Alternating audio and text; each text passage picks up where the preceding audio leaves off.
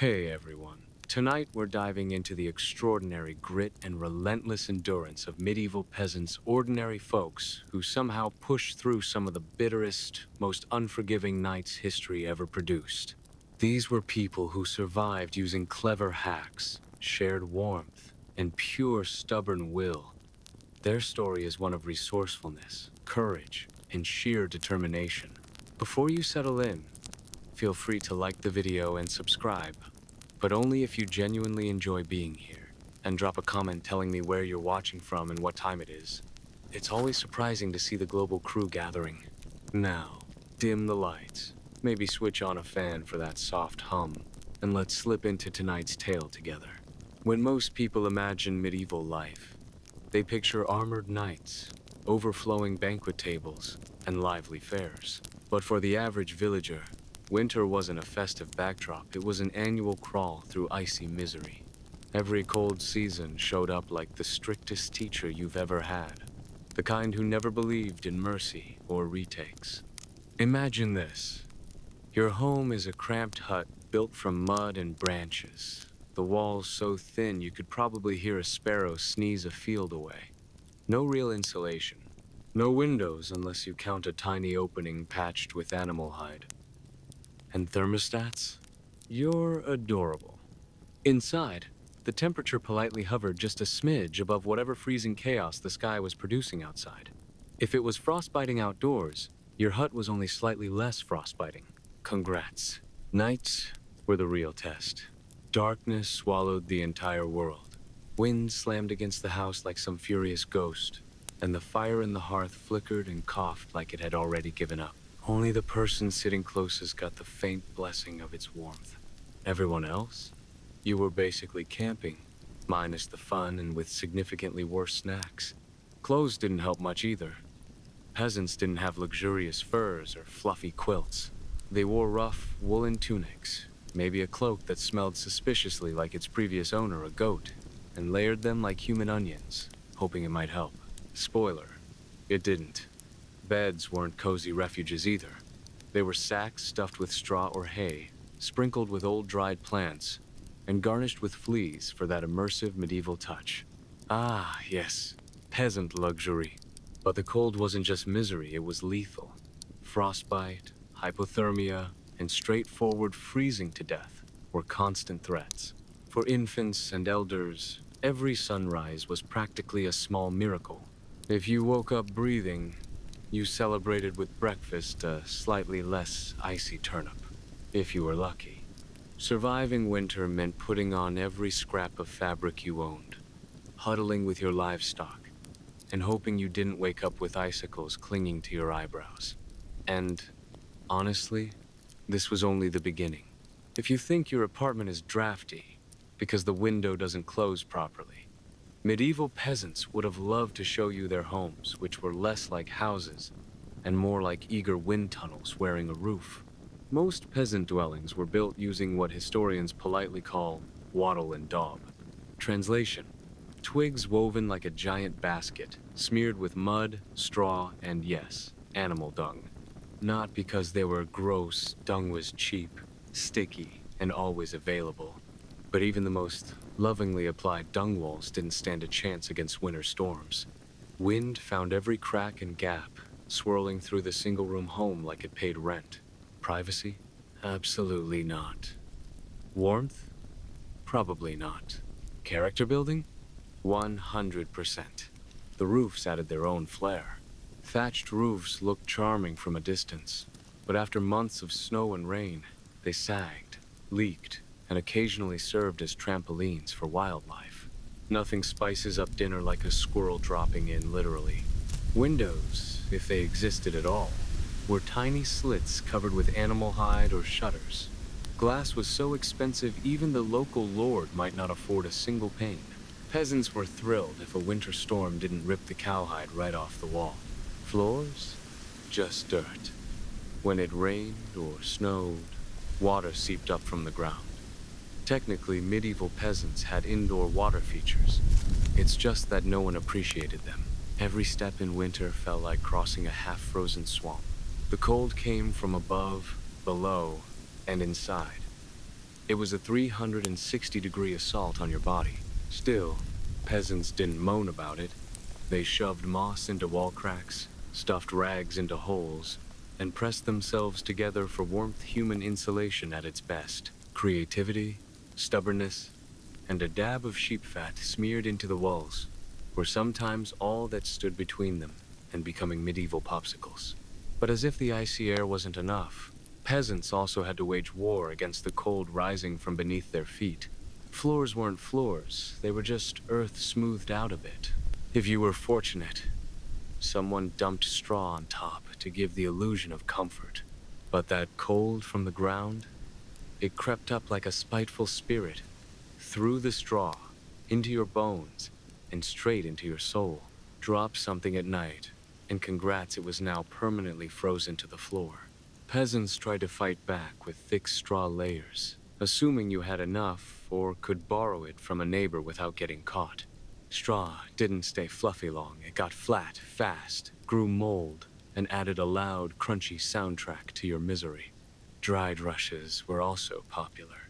People tossed new rushes on top of old ones until they created a rotting, crawling, slightly damp ecosystem underfoot.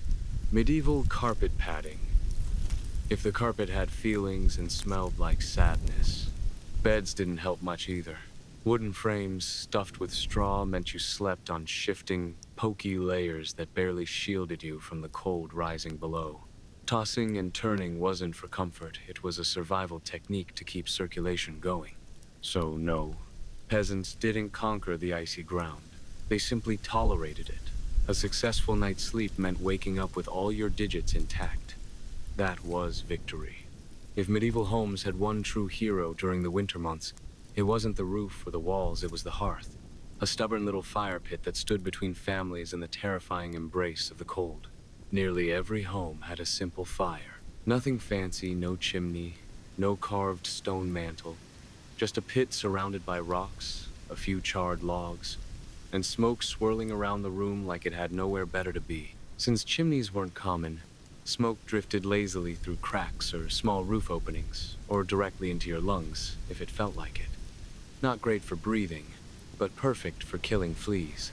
If you've ever wondered what slow-smoked humans smell like, medieval peasants had the answer. The hearth wasn't just warmth, it was life. It was the kitchen, the only nighttime light, and the medieval equivalent of family entertainment. People gathered around it, swapping stories, gossiping, or zoning out while staring at flames because, frankly, there were no alternatives. Letting the fire go out wasn't an option. Starting one from scratch in winter wasn't hard. It was practically torture. Flint, steel, dry kindling, and a whole lot of desperate prayer. Everyone in the household had assignments: tending embers, adding twigs, feeding peat, guarding the flame from wind and from that one clumsy sheep. The hearth didn't promise survival, but without it, survival wasn't happening. One of the biggest winter fears? Not running out of ale, but letting the fire burn out during the night. Without that glow, cold stormed in with ruthless speed. Matches didn't exist. Lighters weren't a thing. Rekindling a fire in the dark with numb fingers was an exercise in frustration and frostbite. Imagine fumbling with flint while wolves howl in the distance. No pressure. So, peasants developed a clever ritual: fire banking. Before sleep, they buried hot embers under a mound of ash. The ash insulated the coals, keeping them alive just long enough for morning. Do it right, and you could poke the pile, toss on some wood, and boom, fire. Do it wrong. Well, mornings became colder, and the household became significantly more irritable. Fire banking was practically a family tradition. Everyone had opinions on technique: dry ash or damp ash, tight packing or loose. It was the medieval version of arguing about barbecue methods, except with higher stakes. But even well-banked fires could fail. Strong winds, accidents, or livestock mischief could extinguish them. Some families took turns waking up to check the coals. Yes, fire babysitting was a thing.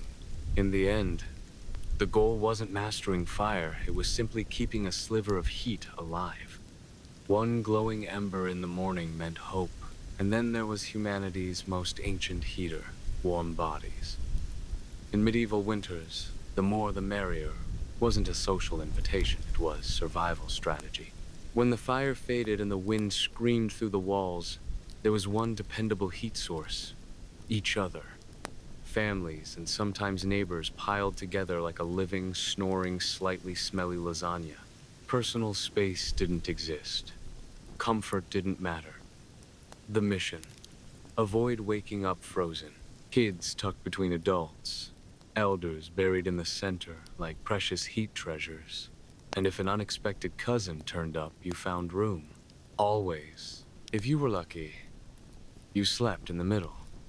If not, you were an unfortunate soul stationed at the edge, basically sleeping beside the medieval equivalent of a walk-in freezer.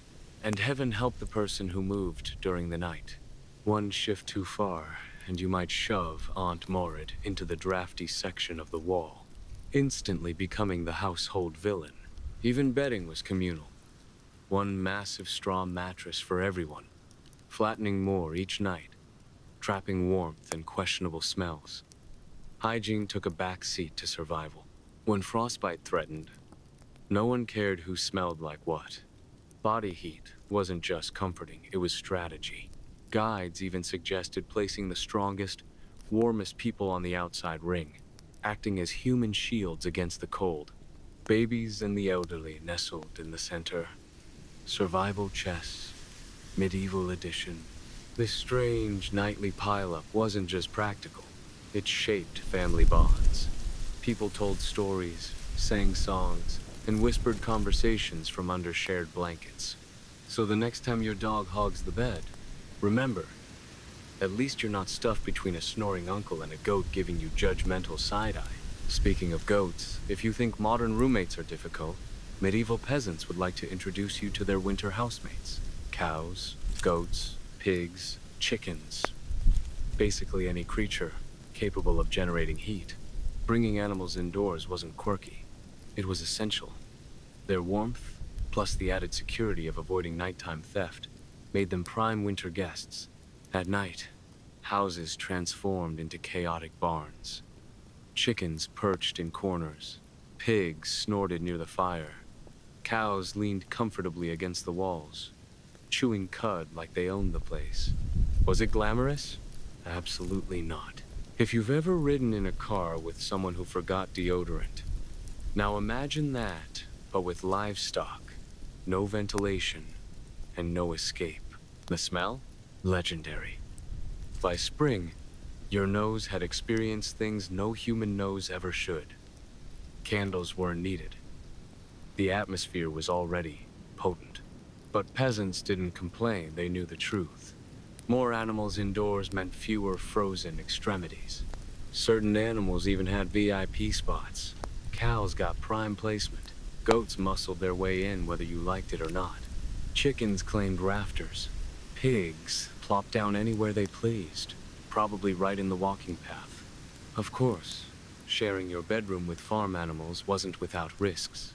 Imagine drifting into a cozy sleep, only to be startled awake by a chicken flapping onto your head as if your hair were its personal balcony, or stepping barefoot onto something suspicious before the sun even rises.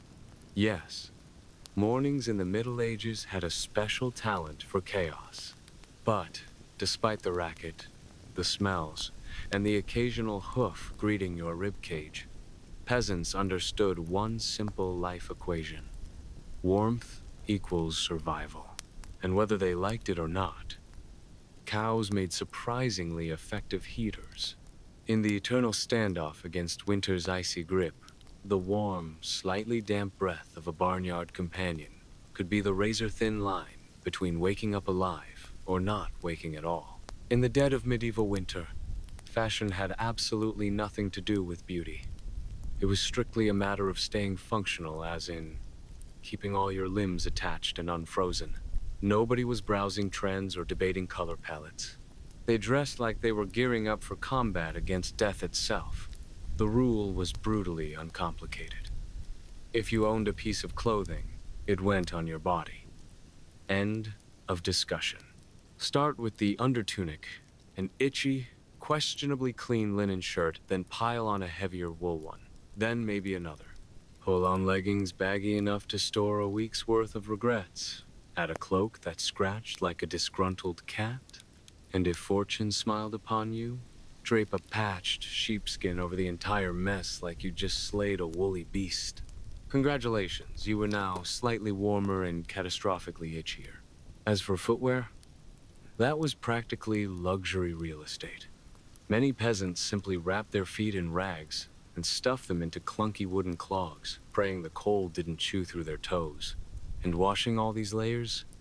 Forget it. Cleaning clothes midwinter meant dragging them to a frozen stream, smashing through ice, and then waiting days for your only tunic to dry, assuming it didn't harden into a sad, frozen sculpture. Most people sensibly chose to live with a personal aroma of smoke, sweat, and sheep rather than risk frostbite. The funny thing? That buildup of grime actually helped. Dirt filled the gaps in the fabric, like a medieval version of insulation, Gore-Tex's ancient, smelly ancestor. Items like hats, scarves, and gloves were precious treasures. A simple wool cap might determine whether you survived the night or woke up with your hair glued to the wall by frost. Gloves, often stitched together from leftover scraps, tended to look more like tragic hand puppets than anything fashionable, but they did the job. Children, meanwhile, were wrapped so thoroughly they resembled round root vegetables wobbling around the home. Style wasn't even in the vocabulary. Warmth was the only thing that mattered. So the next time you complain about needing an extra coat, remember, medieval peasants wore practically their entire wardrobe at once, waddling through life like lumpy laundry sacks and counting themselves lucky. To medieval peasants, dirt wasn't just an unfortunate consequence of life, it was practically tactical gear. Letting grime accumulate wasn't a sign someone had abandoned personal pride. It was strategy. Winter had one major enemy: warmth escape. Freshly washed linen might feel nice, but it leaked heat faster than hope escaped a sinking ship. Dirt, on the other hand, sealed those tiny spaces between fibers. As the weeks passed and clothes went unwashed, layers of mud, sweat, and mystery substances formed a natural wind barrier. Medieval weatherproofing, highly effective, socially unacceptable. Of course, you smelled like a goat having a bad day, but you were warm, and that mattered far more than smelling appealing. Some people legitimately believed excessive washing during winter made you ill, so keeping that sacred layer of filth intact felt like the smart choice. Baths were rare. Laundry was a major event, reserved for big occasions, maybe when a bishop visited or just before you kicked the bucket.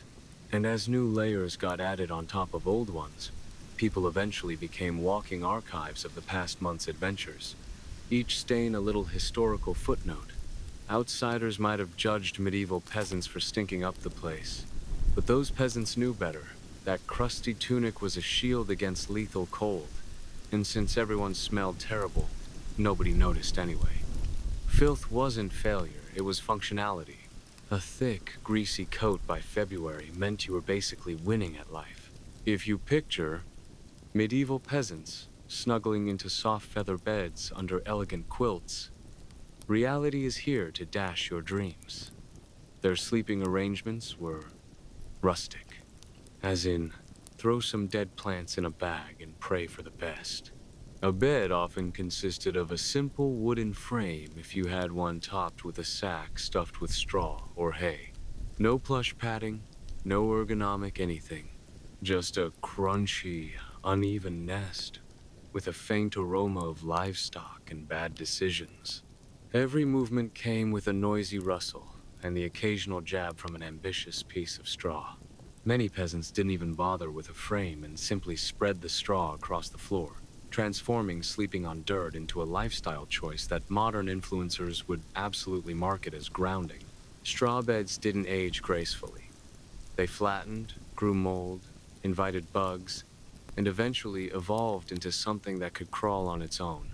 Changing the straw was an event done only a few times a year, or immediately if your mattress started wiggling independently. Rushes were a popular alternative. People would lay thick layers of long grasses on the floor, sometimes mixed with herbs like lavender or rosemary to disguise the ever-present aroma of farm life. These herbs smelled delightful for about an hour before merging seamlessly with the mud, food scraps, and daily chaos of the household. And then there were the uninvited sleeping companions. Fleas, lice, and various other enthusiastic creatures who treated straw bedding like luxury real estate. Waking up with more itches than hours of sleep meant you were living the genuine medieval experience. Despite all this, straw beds were lifesavers. They insulated against the freezing ground, and when family members huddled together, they created warm pockets of shared heat, the medieval version of central heating. So next time you melt into your perfectly engineered mattress, picture a medieval peasant looking down from the great beyond, grinning through missing teeth and thinking, must be nice. When your home is built from sticks, mud, and hope, you quickly learn that winter breezes aren't minor inconveniences, they're aggressive intruders. Medieval peasants didn't just battle the cold outdoors. They wrestled with it inside their own drafty homes, armed only with whatever materials they could shove into cracks and holes. And there were plenty of those.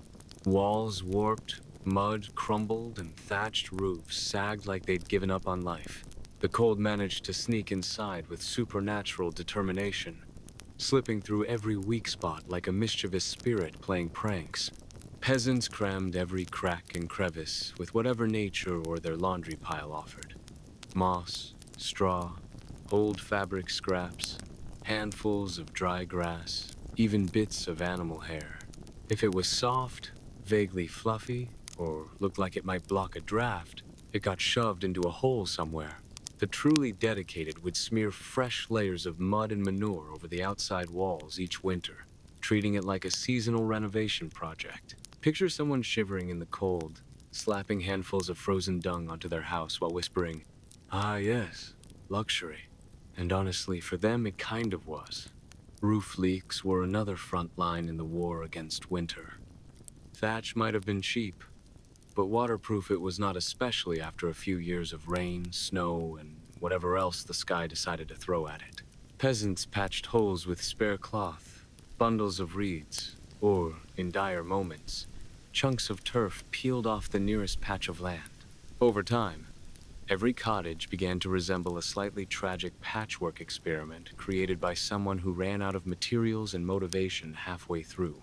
Doors and windows, if your home even had such extravagances, were more symbolic than functional. A door often amounted to a few planks of wood nailed together and held in place by determination. Windows were usually just holes in the wall covered with animal hide or thick cloth soaked in fat, which blocked the worst drafts while infusing the interior with the gentle scent of mystery meat. Every night turned into a duel between human desperation and the cold's uncanny ability to find the one spot you forgot to patch. One moment you felt warm, the next a rogue breeze slapped you awake like an icy ghost. Yet, through stubborn willpower, creative stuffing techniques, and an absolute refusal to accept being half frozen as normal, medieval peasants managed to muddle their way through winter's onslaught, one muddy handful at a time. When the cold grew so intense it kept people from sleeping, peasants turned to a clever strategy. Don't expect everyone to sleep at the same time. Instead, they created an informal rotation system, a survival tactic that would make modern military trainers nod in approval. Sleeping in shifts wasn't elegant or organized. It was simply the only way to keep the fire alive. Half the household stayed awake tending the hearth, plugging random drafts, and keeping the darkness at bay, while the others huddled under worn blankets and piles of hay, trying to grab a few stiff, half-frozen hours of rest. The fire required constant babysitting. Leave it unattended for too long, and it would fade away, and reigniting a fire back then was like negotiating with a very stubborn, very smoky demon. So families rotated through the misery. You slept for a bit, got nudged awake by someone who looked even more tired than you, then dragged yourself to the hearth to poke at embers and mutter curses while trying not to trip over a wandering goat. There were no luxuries during night watch, no snacks, alarm clocks, or cozy lights. Just creaky joints, watery eyes, and growing bitterness toward whoever was snoring during your shift. Children who could hold a stick were drafted into fire duty, learning early that surviving winter meant everyone worked or everyone froze. Grandparents often stayed near the hearth longer, partly because of their experience and partly because getting up and lying down again was an ordeal that required heroic commitment. And when it finally became your turn to sleep, good luck. People shuffled around. Animals shifted noisily. The wind slammed against the walls, and siblings rolled into you like poorly timed boulders. Getting real rest was a miracle on par with divine intervention. Still, the system worked. Thanks to their rotating vigil, the embers survived, and so did the family. So, the next time you grumble about getting up to adjust the thermostat or let the cat out, spare a thought for the medieval peasant poking a smoky fire at 3 a.m., wondering whether frozen toes were truly necessary. When winter got fierce enough to make breathing feel risky, medieval peasants adapted in one of the simplest, yet cleverest ways. They changed how they inhaled. Deep, open-mouthed breaths dragged frigid air straight into your chest, which was a fast track to pneumonia, a death sentence back then. So peasants became masters of what might be called survival breathing. They inhaled slowly, shallowly, and always through the nose, warming the air slightly before it hit their lungs. Not perfect, but better than coughing up your entire respiratory system. If someone accidentally gulped a lungful of icy air, they could count on a week of hacking, grandma's hot onion tea, and stern prayers for survival. Some people even pulled parts of their cloaks or rags over their faces at night to create a makeshift warm air filter.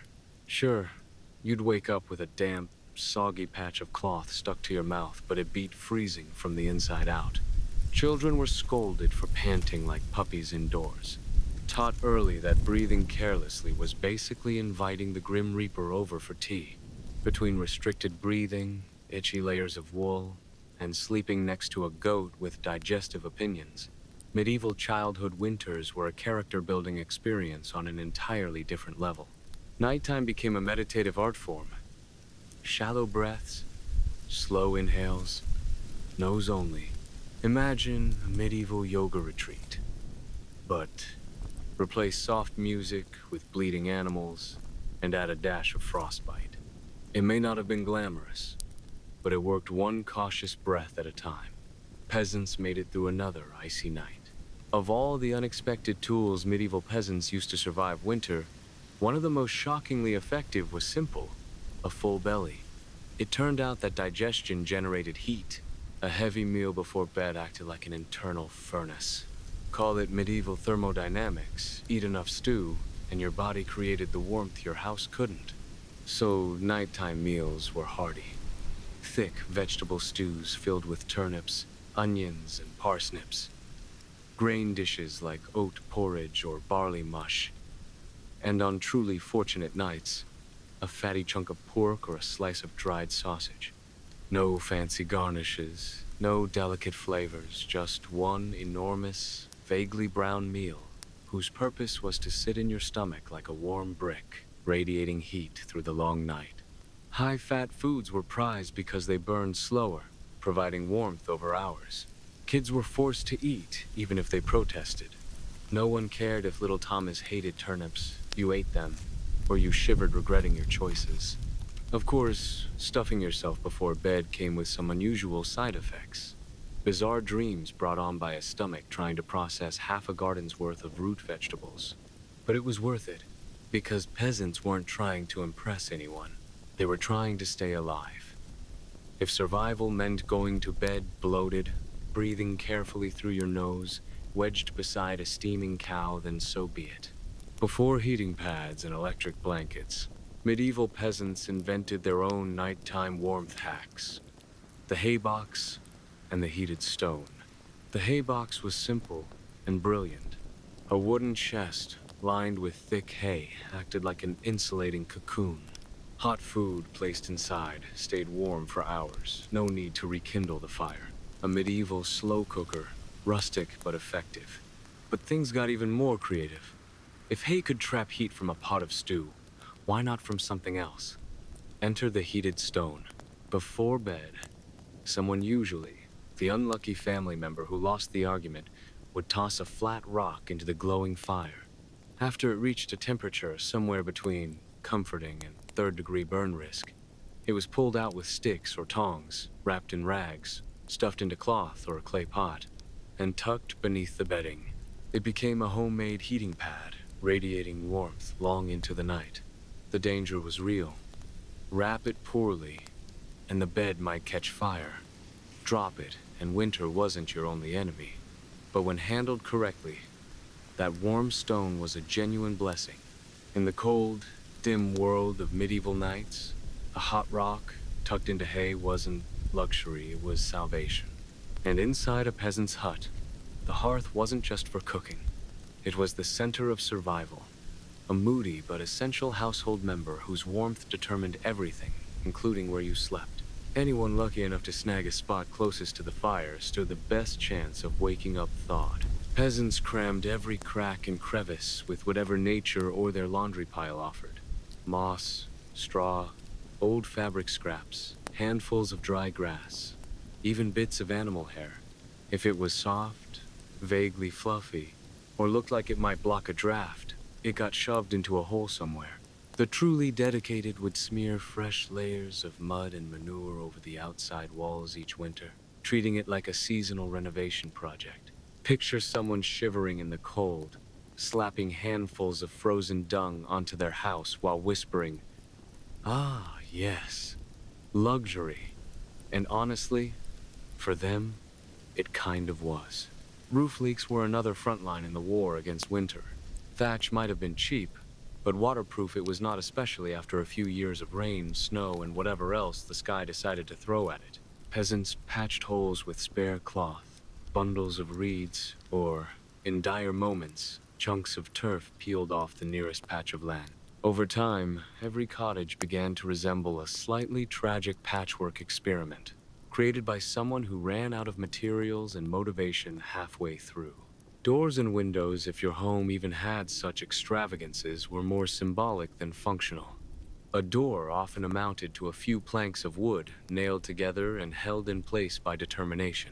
Windows were usually just holes in the wall, covered with animal hide or thick cloth soaked in fat, which blocked the worst drafts while infusing the interior with the gentle scent of mystery meat. Every night turned into a duel between human desperation and the cold's uncanny ability to find the one spot you forgot to patch. One moment you felt warm. The next, a rogue breeze slapped you awake like an icy ghost. Yet, through stubborn willpower, creative stuffing techniques, and an absolute refusal to accept being half frozen as normal, medieval peasants managed to muddle their way through winter's onslaught, one muddy handful at a time. When the cold grew so intense it kept people from sleeping, peasants turned to a clever strategy. Don't expect everyone to sleep at the same time. Instead, they created an informal rotation system, a survival tactic that would make modern military trainers nod in approval. Sleeping in shifts wasn't elegant or organized. It was simply the only way to keep the fire alive. Half the household stayed awake tending the hearth, plugging random drafts and keeping the darkness at bay, while the others huddled under worn blankets and piles of hay, trying to grab a few stiff, half-frozen hours of rest. The fire required constant babysitting. Leave it unattended for too long, and it would fade away, and reigniting a fire back then was like negotiating with a very stubborn, very smoky demon. So families rotated through the misery. You slept for a bit, got nudged awake by someone who looked even more tired than you, then dragged yourself to the hearth to poke at embers and mutter curses while trying not to trip over a wandering goat. There were no luxuries during night watch, no snacks, alarm clocks, or cozy lights. Just creaky joints, watery eyes, and growing bitterness toward whoever was snoring during your shift. Children who could hold a stick were drafted into fire duty, learning early that surviving winter meant everyone worked or everyone froze. Grandparents often stayed near the hearth longer, partly because of their experience and partly because getting up and lying down again was an ordeal that required heroic commitment. And when it finally became your turn to sleep, good luck. People shuffled around, animals shifted noisily, the wind slammed against the walls, and siblings rolled into you like poorly timed boulders. Getting real rest was a miracle on par with divine intervention. Still, the system worked. Thanks to their rotating vigil, the embers survived, and so did the family. So, the next time you grumble about getting up to adjust the thermostat or let the cat out, spare a thought for the medieval peasant poking a smoky fire at 3 a.m., wondering whether frozen toes were truly necessary. When winter got fierce enough to make breathing feel risky, medieval peasants adapted in one of the simplest, yet cleverest ways. They changed how they inhaled. Deep, open-mouth breaths dragged frigid air straight into your chest, which was a fast track to pneumonia, a death sentence back then. So peasants became masters of what might be called survival breathing.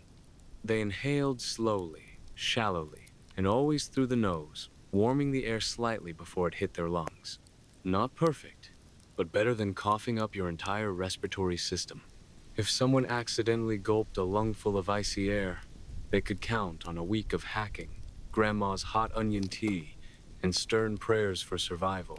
Some people even pulled parts of their cloaks or rags over their faces at night to create a makeshift warm air filter. Sure, you'd wake up with a damp, soggy patch of cloth stuck to your mouth, but it beat freezing from the inside out. Children were scolded for panting like puppies indoors, taught early that breathing carelessly was basically inviting the Grim Reaper over for tea. Between restricted breathing, itchy layers of wool, and sleeping next to a goat with digestive opinions, medieval childhood winters were a character-building experience on an entirely different level. Nighttime became a meditative art form. Shallow breaths, slow inhales, nose only. Imagine a medieval yoga retreat, but replace soft music with bleeding animals and add a dash of frostbite. It may not have been glamorous, but it worked one cautious breath at a time. Peasants made it through another icy night. Of all the unexpected tools medieval peasants used to survive winter, one of the most shockingly effective was simple: a full belly. It turned out that digestion generated heat. A heavy meal before bed acted like an internal furnace. Call it medieval thermodynamics, eat enough stew, and your body created the warmth your house couldn't. So nighttime meals were hearty. Thick vegetable stews filled with turnips, onions, and parsnips. Grain dishes like oat porridge or barley mush. And on truly fortunate nights, a fatty chunk of pork or a slice of dried sausage. No fancy garnishes, no delicate flavors, just one enormous, vaguely brown meal whose purpose was to sit in your stomach like a warm brick, radiating heat through the long night. High-fat foods were prized because they burned slower, providing warmth over hours. Kids were forced to eat, even if they protested. No one cared if little Thomas hated turnips you ate them, or you shivered regretting your choices. Of course, stuffing yourself before bed came with some unusual side effects. Bizarre dreams brought on by a stomach trying to process half a garden's worth of root vegetables. But it was worth it, because peasants weren't trying to impress anyone. They were trying to stay alive. If survival meant going to bed bloated, breathing carefully through your nose, wedged beside a steaming cow, then so be it. Before heating pads and electric blankets, medieval peasants invented their own nighttime warmth hacks: the haybox and the heated stone. The haybox was simple and brilliant. A wooden chest, lined with thick hay, acted like an insulating cocoon. Hot food placed inside stayed warm for hours, no need to rekindle the fire. A medieval slow cooker, rustic but effective. But things got even more creative. If hay could trap heat from a pot of stew, why not from something else? Enter the heated stone. Before bed, someone, usually the unlucky family member who lost the argument, would toss a flat rock into the glowing fire. After it reached a temperature somewhere between comforting and third-degree burn risk, it was pulled out with sticks or tongs, wrapped in rags, stuffed into cloth or a clay pot, and tucked beneath the bedding. It became a homemade heating pad, radiating warmth long into the night. The danger was real. Wrap it poorly, and the bed might catch fire. Drop it, and winter wasn't your only enemy. But when handled correctly, that warm stone was a genuine blessing. In the cold, dim world of medieval nights, a hot rock tucked into hay wasn't luxury, it was salvation. And inside a peasant's hut, the hearth wasn't just for cooking, it was the center of survival. A moody but essential household member whose warmth determined everything, including where you slept. Anyone lucky enough to snag a spot closest to the fire stood the best chance of waking up thawed. In the medieval world, getting through winter wasn't something anyone managed by themselves, unless they were actively hoping to become an impressively frosted statue before January was through. Surviving the cold was a group effort, a noisy, muddy, chaotic collaboration where the warmth and survival of each person hinged on the actions of everyone else. Peasants understood one basic truth. A strong fire and a heap of hay could save a household, but only a united village could save everyone.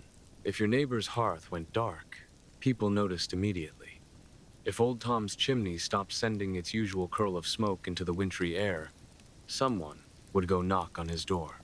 And not just because Tom still owed out a chicken or two, though that certainly didn't hurt, but because life itself depended on keeping watch over one another. Community wasn't optional, it was survival. Villages naturally developed their own winter watchers, often those too young to work the fields or too old to haul wood. These unofficial sentinels kept track of who was coughing too violently, who hadn't shown up to barter in a few days, or whose home looked eerily still in the frost-covered morning.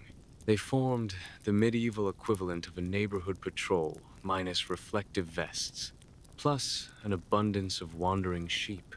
If a family's fire died, it was practically a village emergency.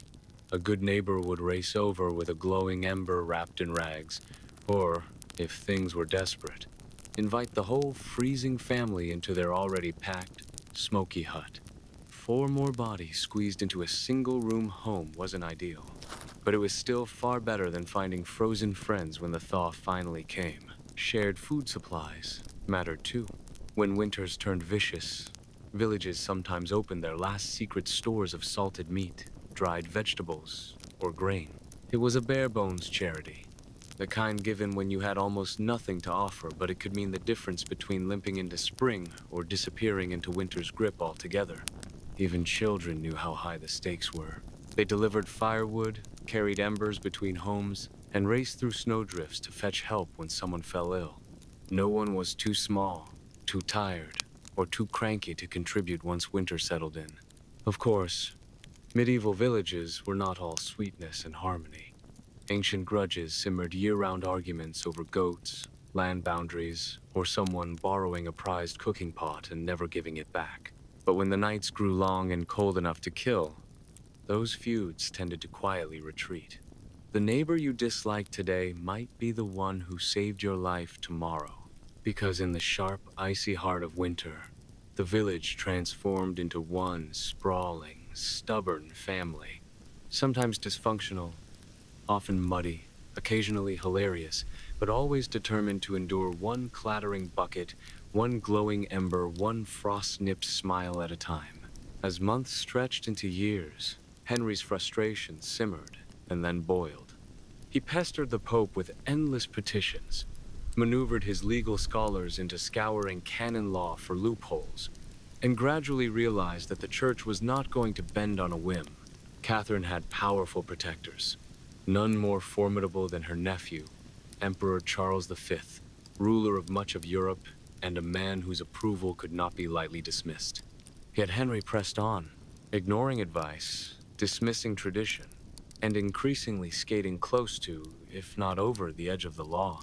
What had begun as a personal infatuation with Anne Boleyn had become something far larger, a challenge to England itself. Anne wasn't merely capturing a king's attention. She was dragging an entire kingdom into uncharted political waters, forcing every courtier, bishop, and noble to take a side. It was a dangerous game, and retreat was not an option. Every letter, every whispered conversation, every carefully staged encounter added pressure to a situation that could explode at any moment. After nearly 7 grueling years of scheming, scandal, and relentless diplomatic tension, Anne's audacious gamble finally bore fruit. In January 1533, she secretly married Henry VIII, a daring act considering he was still, in the eyes of the Pope and much of Europe, married to Catherine of Aragon. By June, Anne was officially crowned Queen of England in a lavish Westminster Abbey ceremony. It should have been the pinnacle of her life, yet the mood was anything but universally celebratory. The people of London watched with wary eyes. Some cheered, others whispered prayers for Catherine, and many questioned whether this new queen, with her daring spirit and foreign flair, would bring prosperity or chaos. Anne entered her queenship like a storm. She was not a gentle figure of quiet piety like Catherine. She was dazzling, sharp, and politically acute. Her wardrobe burst with bold colors. Her commands at court were precise and intelligent, and in her wake, she amassed as many enemies as admirers. While her throne appeared secure, it rested on the narrowest of foundations, the hope of a male heir. Anne knew that her position, her influence, and even her survival as queen depended entirely on giving Henry the son he so desperately desired. Early in her pregnancy, both Anne and Henry were overjoyed, confident that a boy would secure the dynasty. But in September 1533, Anne gave birth to a daughter, Elizabeth. The news was a quiet devastation. Anne concealed her disappointment with poise, insisting confidently that the next child would surely be a son. Henry, however, was less able to disguise his dissatisfaction. The adoration in his eyes flickered with doubt, casting a shadow over their union. Still, for a time, Anne's brilliance dominated the court. She reshaped English nobility around her influence, elevated her family to heights previously unimaginable, and became the first queen to be crowned with the sacred oil usually reserved for kings. Her influence was unprecedented. Foreign ambassadors courted her favor. Messengers and couriers reshuffled alliances to stay in her good graces. Henry, once compliant with Rome, began formally breaking ties with the Pope, establishing the Church of England with himself as head, all to ensure that Anne's crown could not be challenged. Yet even amid triumph, shadows gathered. Friends whispered behind cupped hands. Rivals circled like wolves, biding their time. And Henry, restless and fickle, already cast eyes beyond the woman who had redefined the kingdom for him. Anne had won the throne, but retaining it would require more than intelligence, charm, or even love. Anne Boleyn had risen higher than nearly any woman of her age. But the higher one climbs, the steeper the fall. From the moment she set the crown upon her head, cracks in her world began to appear. Central to her struggle was the relentless pressure to produce a male heir. Elizabeth, bright, healthy, and fiercely intelligent, was not the son Henry had hung all his dynastic hopes upon. Time was unrelenting. Anne endured pregnancy after pregnancy, each a desperate attempt to secure a boy, each ending in heartbreaking miscarriage. Her body weakened, her spirit battered, and every loss gnawed away at the foundation she had painstakingly built. Henry, once consumed by passion and devotion, began to retreat. His disappointment carved invisible, widening rifts between them.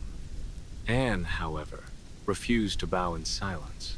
She argued, demanded, and fought to maintain her place in a court that was increasingly unstable. Yet Henry, a man who valued obedience as much as beauty, grew weary of her defiance. The fire, wit, and intelligence that had drawn him so fiercely to her now seemed a threat, a reminder that the queen he had conquered with charm and desire was no longer entirely under his control. Outside the royal chambers, enemies gathered like wolves circling prey. Many nobles who had endured Anne's meteoric rise with gritted teeth now openly plotted her downfall. Catherine of Aragon's loyalists never forgave Anne for what they perceived as theft and sacrilege. Even commoners whispered her name with scorn, calling her the great betrayer, blaming her for the schism with Rome and the sweeping, unsettling changes that had followed. And then came Jane Seymour. Quiet, demure, everything Anne was not. Jane captured Henry's wandering attention just as Anne's influence began to wane. Where Anne had dazzled the king with brilliance, challenge, and audacity, Jane offered soothing compliance. The shift was dangerous, subtle, and relentless. Anne, ever perceptive, noticed it unfolding. She tried to reclaim her power, lavishing attention on Henry, promising more sons, pleading for patience. But the king, fickle and impatient, was already imagining life without the woman for whom he had once upended a kingdom. Anne's political enemies, including Thomas Cromwell, once a loyal ally, sensed the changing tide. Quietly, meticulously, they began gathering accusations, rumors, and witnesses. The woman who had so masterfully played the dangerous game of ambition was now losing ground. Anne had won her crown through cunning and courage. But in Henry's court, past triumphs counted for little. Only the present mattered. Her enemies sharpened their knives, and Anne, who had shattered kingdoms to ascend, would soon see how quickly a kingdom could shatter her. Her enemies did not come with swords or armies. They came with whispers, secrets, and carefully sharpened lies. In the hidden corridors of court, betrayal was patient, silent, and lethal. Thomas Cromwell, architect of much of Anne's early success and a chief force behind England's Reformation, had turned against her. Their alliance, once forged from mutual ambition, had fractured. Anne sought reforms to benefit the poor and curb the power of rapacious nobles. Cromwell sought stability, Henry's favor, and a court he could control. Anne's boldness had become dangerous, and in Henry's capricious heart, love had curdled into irritation, suspicion, and cold detachment. Anne had few friends left. Even her charm, previously a weapon of dazzling effect, now grated against a court yearning for a gentler, more pliable queen. Jane Seymour, quiet, calculated, waited just out of view, the perfect foil to Anne's fading fire. It was Cromwell who moved first. He knew Henry was restless, knew the king desired an exit but lacked a convenient reason. Cromwell offered a solution. Remove Anne not through divorce, which would humiliate Henry, but by disgrace. The accusations were monstrous, wild, and utterly shocking: adultery, incest, conspiracy against the king. Anne, proud and brilliant, was suddenly painted as a betrayer, a seductress, a threat to the very crown she had once helped redefine. Cromwell carefully gathered evidence, twisting confessions from frightened witnesses under duress, manipulating harmless courtly flirtations into damning proof. Even Anne's own brother, George Boleyn, was implicated and arrested. The charges were absurd, riddled with contradictions and impossibilities, yet in Henry's court, truth bent to whatever served the king. Anne, sensing the tightening noose, fought desperately. She appealed to Henry's memory, to the love and passion they had once shared. She reminded him of the kingdom he had risked, the reforms she had championed, the risks she had taken for his favor. But Henry's gaze, once full of ardor, now skirted hers, cold and unyielding. In May 1536, Anne was arrested and transported to the Tower of London. The great iron gate slammed behind her, sealing her fate. No longer queen, she was a pawn caught in the ruthless game she had once played with unmatched skill. Betrayal had overtaken triumph. Alone in the tower, Anne Boleyn waited. Her once vibrant world reduced to gray stone walls, cold air, and distant echoing footsteps. Soon, she would face a tribunal of nobles, men and women who owed their titles, lands, and fortunes to her ascent. Now sitting in judgment, the same halls that had once celebrated her brilliance now prepared to erase her existence, to strip away the power, influence, and legacy she had so fiercely claimed. Anne, ever composed, stood tall, knowing the storm was coming, her mind racing even as her heart tightened with the knowledge that survival here would demand courage she had never before been forced to summon. On the night of December 16th, 1773, a group of colonists, disguised as Mohawk Indians to obscure their identities, crept silently down to Boston Harbor. The air was thick with anticipation and the bitter cold of winter. They carried with them the weight of frustration, injustice, and a simmering rage that had built over years of perceived oppression. Crates of tea, imported under the hated Tea Act, waited silently on the docks, their contents a symbol of tyranny and unwanted control. The evening of the Boston Tea Party unfolded with a quiet intensity that spread through the narrow streets and wooden docks of the harbor. The colonists who participated were not driven by a desire for spectacle, but by a carefully coordinated plan meant to convey a message they felt had gone unheard for too long.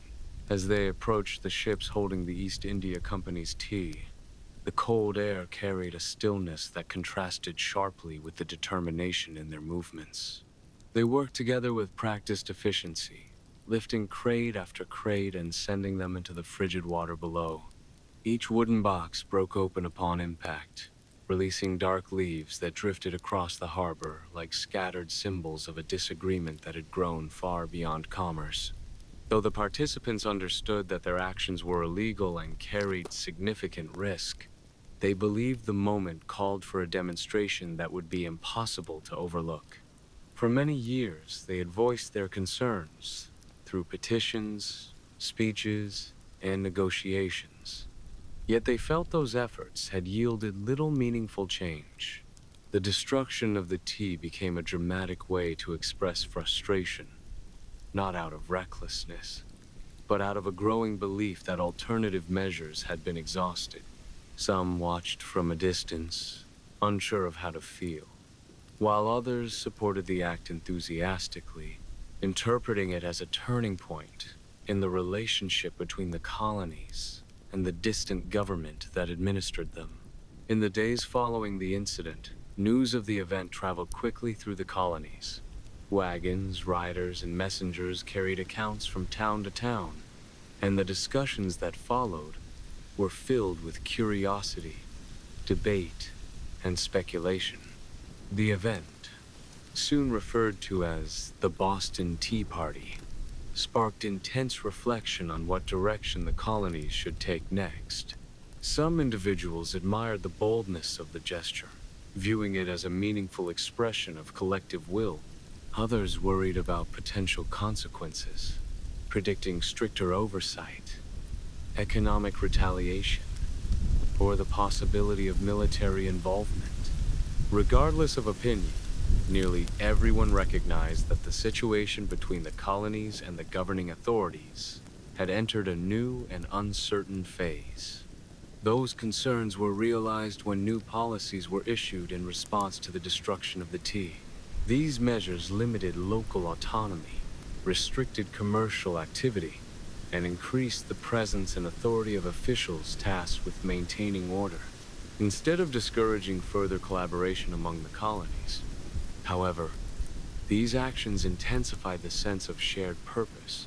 Committees dedicated to communication and coordination expanded their efforts, forming networks that connected distant towns and encouraged unified responses. Letters circulated that documented unfolding events, shared interpretations of new laws, and proposed collective strategies. What had once been isolated disagreements in separate regions began to merge into a broader regional identity. As the months passed, the tone of discussions gradually evolved. While many still hoped for peaceful resolution, an increasing number acknowledged that a more serious conflict might be unavoidable. Local leaders met frequently to debate next steps, weighing the risks of confrontation against the concerns that had long motivated their actions. The concept of self-governance, once a distant idea, became a topic of earnest conversation. People began to imagine what their future might look like if the colonies took responsibility for their own affairs, a notion that had previously seemed unrealistic.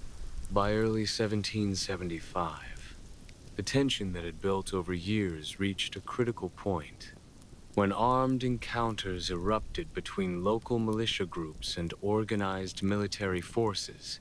The news ignited a wave of urgency throughout the colonies. Communities reacted quickly, sending supplies, forming volunteer units, and offering assistance to those in affected areas. Farmers left their fields, artisans paused their work, and merchants set aside their businesses in order to contribute. Though many lacked formal training, their shared determination created a sense of unity that transcended regional differences. The conflict that unfolded over the following years demanded significant resilience. Families endured long separations, economic challenges, and the constant uncertainty that accompanies extended conflict. Communities organized support networks, provided shelter, and worked together to maintain stability despite the unpredictable circumstances.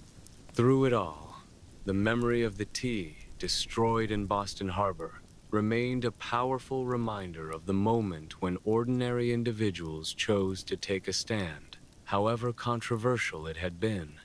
As time passed, and the struggle moved toward resolution, the colonies gradually transformed into a united body pursuing a common goal. The treaty that ultimately ended the conflict formalized what had taken shape through years of shared sacrifice and cooperation. The former colonies emerged not as scattered territories, but as a new nation with a collective identity shaped by years of debate, conflict, and determination. Looking back, the Boston Tea Party stood out not simply as an act of property destruction, but as a symbol of a larger movement rooted in questions of governance, representation, and the limits of authority. It illustrated how events involving ordinary individuals could grow into influences that shaped the development of entire societies. The story of the tea-filled harbor continued to be told in countless retellings, each emphasizing different aspects of courage, collaboration, or the unpredictability of history. Even centuries later, the event remains a powerful example of how people, when facing circumstances they view as unfair, may take dramatic actions to express their beliefs. Its legacy endures as part of a broader narrative about the complexities of governance, the challenges of maintaining large empires, and the ways in which communities respond when they believe their voices are not being heard. The Boston Tea Party, once a single nighttime act carried out by determined individuals, eventually became a defining chapter in the story of a nation's formation, and a lasting reflection on the influence of collective action. Even long after the Boston Tea Party took place, the event continued to serve as a striking illustration of how communities may respond when they perceive their circumstances as unjust or when they feel excluded from decisions that affect their daily lives. Its legacy became embedded in discussions about governance, public authority, and the relationships between distant administrative powers and the populations they oversaw. What had begun as a nighttime action, carried out by a group of determined colonists, grew into a symbol of the potential influence held by ordinary individuals acting collectively. Over time, it came to represent a moment in which direct, coordinated action reshaped the course of an entire region's political development, eventually becoming a foundational episode in the broader history of how the United States formed its national identity. In the immediate aftermath of the event, the response from the British Crown was swift and severe. The king insisted that the destruction of the tea could not go unanswered, and Parliament responded by passing a series of measures in 1774 that became known collectively as the Coercive Acts, or the Intolerable Acts. These laws aimed not only to punish Boston, but also to reassert imperial authority. The harbor was closed indefinitely until the East India Company received repayment for the destroyed tea. Massachusetts' ability to govern itself was significantly reduced, with restrictions on town meetings and adjustments to the colony's charter. Royal officials were granted expanded authority to enforce order, and military presence was strengthened. These measures, though intended to restore stability, instead heightened tensions throughout the colonies and signaled a turning point in how the British Empire managed its distant territories. The colonies, observing the severity of the response, reacted with remarkable unity. In a rare moment of collective agreement, delegates from 12 of the 13 colonies traveled to Philadelphia to convene the First Continental Congress.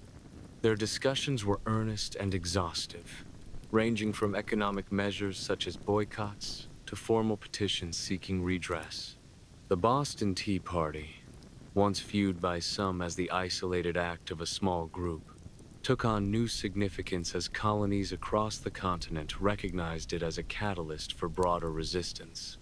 Where Britain saw an act of vandalism and disorder, many colonists saw evidence of a growing shared identity and common purpose.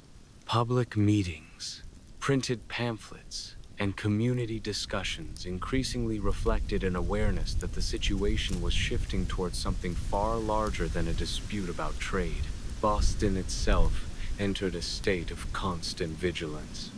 With tensions rising, the city's residents monitored the harbor, the streets, and even one another with heightened awareness. The atmosphere grew taut as uncertainty deepened. Merchants, artisans, and laborers found their daily routines overshadowed by the looming possibility of conflict. Individuals who had participated in the destruction of the tea took great care to conceal their identities, knowing that British authorities were determined to find those responsible. As their names disappeared from public conversation, the story of their nighttime action spread through personal letters, whispered accounts, and second-hand retellings, each repetition adding to its growing reputation. The psychological effects extended far beyond Massachusetts. Communities across the ocean began to recognize that even the largest and most established systems could be unsettled by the shared determination of ordinary people. In distant meeting halls and private conversations, individuals debated how best to interpret the rising tension. Some believed that softening their approach might ease the strain, while others argued that showing any kind of retreat would encourage further defiance. The most influential voices favored a more rigid stance. Yet this reaction only strengthened the growing belief that peaceful discussion was slipping further away. As winter melted into spring, uncertainty deepened. Boston gradually became the center of a widening struggle between long-standing traditions and an emerging desire for change. New measures were enforced, and groups of local residents quietly prepared for the possibility of conflict. Daily routines continued with familiar rhythm, fieldwork, trade, worship, and community gatherings. But beneath this ordinary flow rested a shared awareness. Many sensed that the events of the previous December had triggered shifts that would influence not only their lives, but the direction of generations to come. By early 1775, many communities were bracing themselves for open confrontation. Although the first clashes in Lexington and Concord had not yet occurred, the dramatic act in Boston Harbor had already become a symbol of coordinated resistance.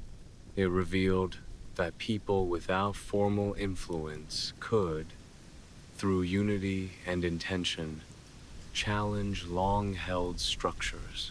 Stories of the December 16 action circulated through conversations, letters, and public discussions. It became both a caution and an inspiration, a reminder that collective purpose carried the power to reshape the path toward greater autonomy. The tea scattered across the harbor came to represent much more than a disrupted shipment. It embodied frustration, conviction, and the readiness of everyday individuals to act when they felt their freedoms were at stake. The group later associated with the name Sons of Liberty, though largely anonymous at the time, showed how cooperation, strategic planning, and shared ideals could guide outcomes far beyond the influence of any single participant. With each retelling, the night's events gathered deeper symbolic weight, shaping how future generations would understand courage, unity, and the rise of a shared cultural identity. Over time, that moment in the cold harbor seemed to anchor itself within the broader narrative of change, illustrating how a single spark could help redirect the course of an entire region. Those in faraway circles of power began to recognize that the people living in the colonies no longer saw themselves as distant or secondary participants in their own story. The unfolding events made it clear that these communities viewed their voices as meaningful, their liberties as essential, and their future as something they were fully prepared to defend. What once appeared to be a small local disturbance grew into an issue that demanded serious reflection from those accustomed to stability and order. The Boston Tea Party became the earliest stage of a transformation larger than anyone involved could have predicted. It acted as the ignition point for a movement that expanded far beyond the original participants. Ordinary townspeople, indistinguishable from their neighbors just hours prior, suddenly stepped into roles that would echo across generations. Although new rules and penalties were introduced in response, the desire for self-direction had already gained force. From the fractured wooden chests and the tea drifting through the harbor arose a story that would inspire bold ideas, resilience, and determined action for many years. Far from the crowded wharves of Boston, the ancient city of Corral offered a contrast in human organization. Its ceremonial gatherings were not mere performances, but essential practices that strengthened bonds, expressed shared values, and linked daily life to natural cycles and cosmic rhythms. When residents gathered in broad plazas or climbed towering platforms, they experienced a unified identity that allowed them to see the entire city as a connected whole. Ritual, architecture, and everyday tasks blended seamlessly, shaping a society grounded in cooperation, ecological awareness, and mutual purpose. Art flourished abundantly in Corral. Murals, carved symbols, and intricate textiles emphasized themes of renewal, fertility, and the natural world rather than conflict or territorial expansion. Stylized depictions of plants, sea creatures, birds, and celestial patterns adorned sacred and communal spaces, preserving cultural memory in a world without written language. Through color, shape, and rhythm, the people of Corral expressed stories, beliefs, and values that transcended generations. Unlike many contemporary civilizations, there is little evidence of military infrastructure or weapons. This suggests that Corral's stability and growth depended on cooperation, negotiation, and mutual trust rather than coercion. Conflict, if it occurred, was likely resolved through ritual, mediation, or economic exchange rather than bloodshed. In the desert, survival required collaboration, and Corral citizens understood that unity not division, was their greatest strength. Trade was the lifeblood of Corral's economy. Goods, like cotton, fish, and agricultural products, flowed along carefully constructed routes, connecting the city to distant regions. Exotic materials and ideas entered Corral, enriching its culture and reinforcing its role as a regional hub. The city's leaders coordinated these exchanges, ensuring fairness and reciprocity while maintaining social stability. Far from isolated, Corral participated in a broader web of cultural and economic networks that extended across coastal Peru and beyond. Spiritual life permeated daily existence. The pyramids, plazas, and temples were not mere monuments but living centers of communal energy. Music, dance, and ritual ceremonies tied individuals to the cosmos and to one another. Instruments such as flutes carved from condor bones, drums from animal hides, and rattles fashioned from shells created complex soundscapes that echoed across plazas and pyramids. The people of Corral used these performances to mark agricultural cycles, celestial events, and significant social milestones, blending art, science, and spirituality in ways that resonate even today. Leadership in Corral appears to have been based on wisdom, coordination, and spiritual authority, rather than military conquest. Elders, priests, and civic leaders guided the city through construction projects, agricultural planning, trade agreements, and ceremonial activities. Governance depended on negotiation, shared responsibility, and the collective effort of its citizens. Corral's society demonstrates that complex civilization can emerge and endure through collaboration and intelligence rather than domination and violence. The discovery of Corral challenges previous assumptions about the origins of civilization in the Americas. Previously, scholars often assumed that large-scale cities required warfare, writing, and metallurgy. Corral proves otherwise. Here was a city of sophistication, scale, and cultural achievement emerging in a harsh environment without these elements. It stands as a testament to human ingenuity, resilience, and the capacity to thrive through cooperation, observation, and ingenuity. Walking among the ruins today, one cannot help but feel a profound sense of awe. The pyramids, plazas, and residential structures speak not only of architecture, but of philosophy, of a worldview in which people, community, and nature are intimately connected. Corral demonstrates that civilization need not be defined solely by conquest or accumulation of wealth, but by shared vision, harmonious social structures, and the cultivation of knowledge, art, and spirituality. Through the careful design of their city, the people of Corral created a society that endured for millennia, leaving behind a blueprint for human achievement that was quietly revolutionary. Every stone, every plaza, every carefully channeled waterway tells the story of a people who understood that lasting greatness comes not from dominance, but from cooperation, foresight, and the recognition of humanity's place in the natural and cosmic order. Corral's story is a reminder that human ingenuity is boundless, and that civilization can flourish in unexpected places, even in the deserts of coastal Peru, long before the rise of the empires that would later dominate history books. It is a city of peace, purpose, and enduring legacy, a testament to what is possible when intelligence, community, and vision converge in harmony. Corral's story is not merely archaeological, it is philosophical. It asks us to reconsider what it means to be a civilization. Power need not be measured in armies or conquests. Wealth need not be counted in plundered lands.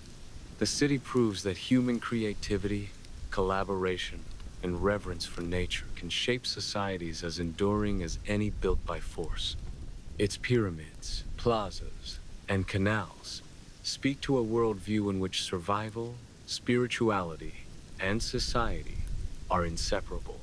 Every stone laid, every channel dug, every ceremonial space constructed embodies the vision of a people who understood balance and foresight. The ingenuity of Corral also underscores the universality of human problem solving. Faced with an unforgiving desert, the city's inhabitants adapted rather than succumbed. They engineered earthquake-resistant structures, mastered irrigation, and aligned their urban plan with celestial movements, all without written language, metal tools, or the wheel. It is a testament to human intellect and creativity, the ability to observe, experiment, and refine solutions to life's most fundamental challenges. Civilization here was not imposed. It was cultivated, nurtured, and harmonized with the world around it. Even in its abandonment, Corral leaves lessons for humanity. Civilizations rise and fall, but the ideas, the innovations, the cultural achievements they foster can transcend time.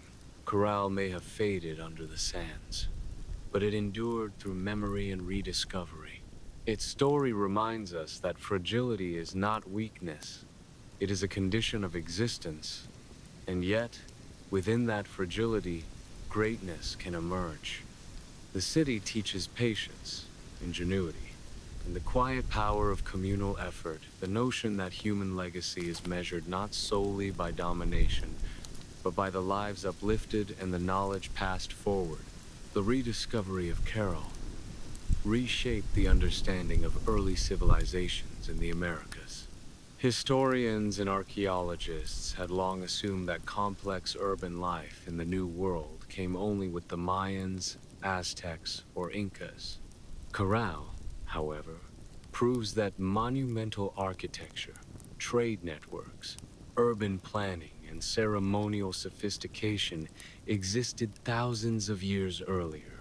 The city's very existence is an argument for rethinking the timeline of human achievement, suggesting that innovation arises wherever humans meet necessity with intelligence, determination, and vision.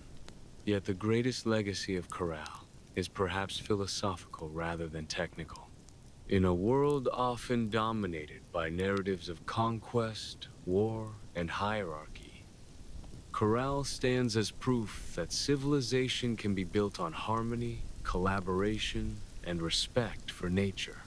Music, ritual, trade, and shared governance form the backbone of its society, creating social cohesion and cultural vibrancy without violence.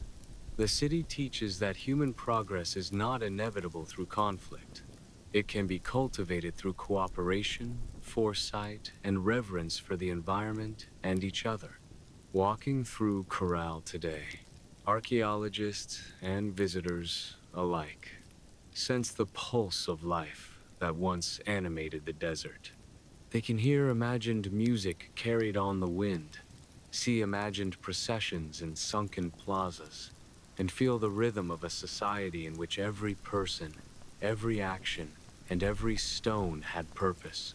The city lives not only in ruins but in imagination, in scholarship, and in inspiration for the future. Its enduring message is clear. Human potential is limitless when vision, collaboration, and ingenuity converge. Corral's survival beneath the sands for nearly 5 millennia also emphasizes humility in the face of time. Even the most advanced civilizations are subject to nature's inexorable processes. Yet, the city's careful construction, sustainable practices, and social organization allowed it to endure far longer than many of its contemporaries. Its longevity invites reflection on what it truly means to leave a mark on the world, not merely through power or wealth, but through thoughtful design, lasting community, and harmony with the environment. In the grand sweep of human history, Corral is a beacon of what is possible when people work together, guided by vision, knowledge, and shared purpose. It reminds us that the roots of civilization are diverse, scattered, and resilient. Across continents and millennia, humanity has repeatedly found ways to thrive against adversity. And in Corral, we see one of the earliest, most extraordinary examples. A city built not on conquest, but on cooperation, not on fear, but on wonder, not on destruction, but on creativity. From the silent sands of Corral to the bustling docks of Boston and the opulent halls of Henry VIII's court, a common thread runs through human history: the struggle to shape destiny, assert identity, and leave a mark that outlasts mortality. Corral teaches us that civilization can flourish through ingenuity, cooperation, and vision. Its people built pyramids without the wheel, mapped the stars without written records, and wove trade, music, and ritual into a society that valued connection over conquest. They remind us that survival is not merely about power or wealth, but about understanding one another, working with the environment, and creating a legacy that echoes beyond the lifespan of any individual. Centuries later, in Boston Harbor, ordinary colonists made their stand with crates of tea, not through armies or conquests, but through principle, daring, and solidarity. Their act of defiance was rooted in the same human drive that fueled Corral's builders: a refusal to be defined by forces beyond their control, a commitment to shaping their own destiny, and a desire to leave a mark on history. And long before Boston or Corral, Anne Boleyn's story in Henry VIII's court showed the human spirit at its most complex: ambition, courage, and resilience colliding with power, betrayal, and circumstance. Anne's choices reshaped kingdoms and inspired future generations, proving that even when individuals fall, their impact endures. Across time and space, from deserts to harbors to castles, humanity is bound by a singular impulse: to endure, to challenge, and to create meaning. Corral, Boston, and Anne Boleyn remind us that our stories are connected not by era, geography, or circumstance, but by the enduring capacity for courage, innovation, and the pursuit of a legacy that outlives us. In every stone, every act of defiance, every bold decision, we glimpse the same spark: the unyielding human drive to carve order from chaos and beauty from hardship. History is a tapestry, and each of these stories, Carol, Boston, and Berlin, is a thread that, woven together, shows us what it truly means to be human. Corral's story is a whisper from the past, but it is also a call to the future. It challenges modern societies to consider how they build, organize, and sustain their communities. It reminds us that greatness is possible in the harshest environments, and that legacy is measured not by walls or armies, but by the lives enriched, the knowledge shared, and the beauty created. In the sands of the Super Valley, among pyramids and plazas, the city still speaks, a testament to human ingenuity, resilience, and the enduring pursuit of harmony between people, nature, and the cosmos.